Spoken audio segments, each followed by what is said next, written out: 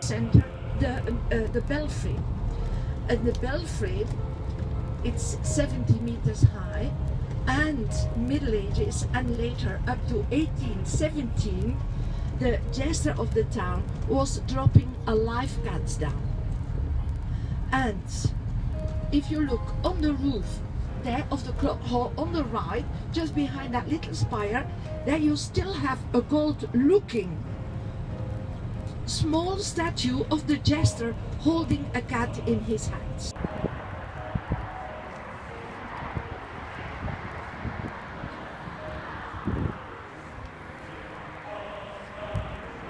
This is the first of the graveyards that we've been to. The obelisk behind was commemorating the first gas attack, and this is an advanced field station. This is the Yorkshire Trench, some of the reconstructed trenches. Quite hard to imagine at the moment because it's in the middle of an industrial estate.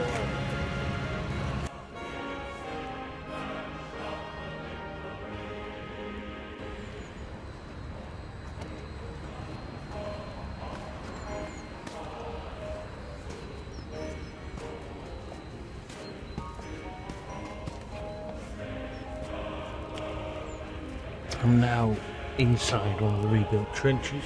It's not the original, it's on the spot of the original. What strikes me is how narrow they are. Obviously it's pretty wet and miserable now. That's into one of the tunnels that we mapped out before, because we can't go in there now because it's flooded.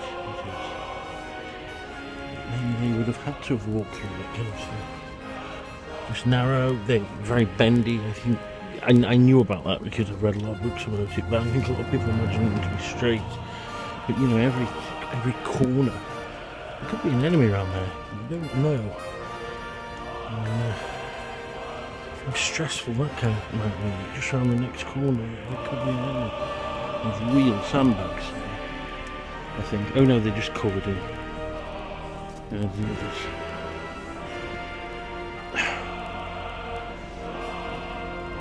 Pretty horrific.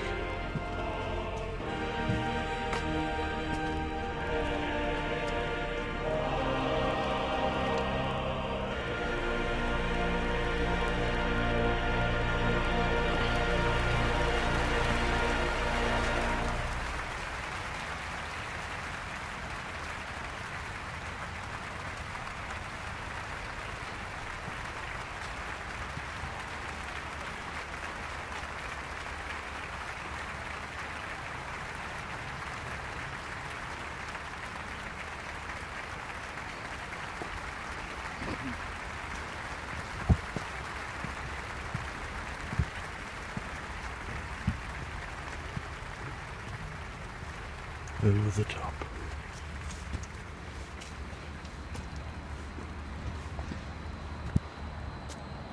For about 3,000, but it's an open cemetery, means that when they are finding bones or skeletons, that they can rebury them here, and they did it for at least 50. The 3 last rows, they are all new ones, and then also there.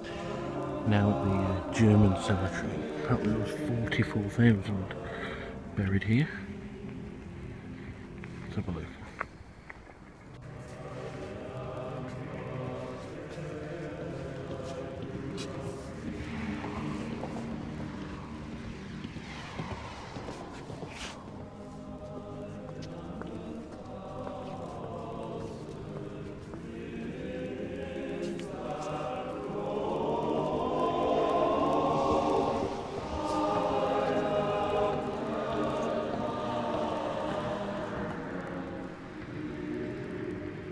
Because the trenches were there, but it's blocked because boys are playing in it. And you see the flat stones, graves.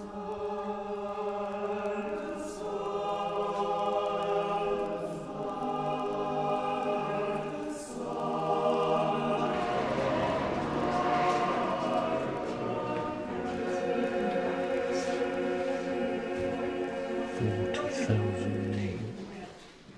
And also the walls of these two rooms are beautiful. Beautiful.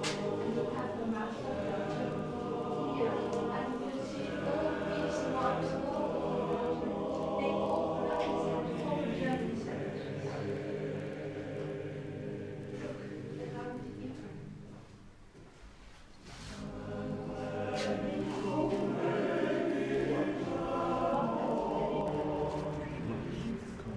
Gravy. Makes me feel a bit more apprehensive.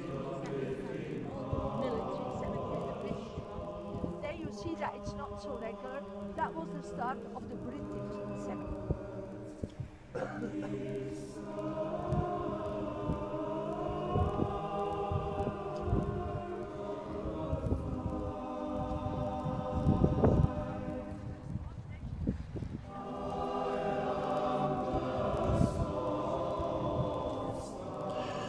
Just a few thoughts now on going around the battlefields at Ieper, or Ypres. Yeah, it's quite a sobering place, seeing all those lines and lines of graves. You always think of crosses. They're not crosses. They're white white tombstones. And also very sobering, the German ones. You know, I mean, even after the end of the war, they didn't allow the Germans to have a grave for every soldier. They had to put them in mass graves. So it's like they were disrespected after the war, and it's that kind of attitude, that kind of lack of respect that led to World War II. Some people might disagree with this, but to me there is a connection between those lines and lines and lines of graves and what I saw in Strasbourg in the European Parliament. I don't think, from the distance of history and the distance of geography, that we fully can appreciate just how awful and destructive and absolutely totally pointless, particularly in regards to World War I, war is. How terrible, how meaningless, all those lives wasted for nothing. And